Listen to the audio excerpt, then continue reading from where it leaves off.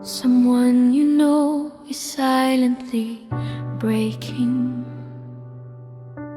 Akala mo lang okay siya kasi nga sikat siya. Marami siyang pera, papasok sa trabaho, nakangiti pa rin sa harap ng tao. Pero deep inside, she's breaking.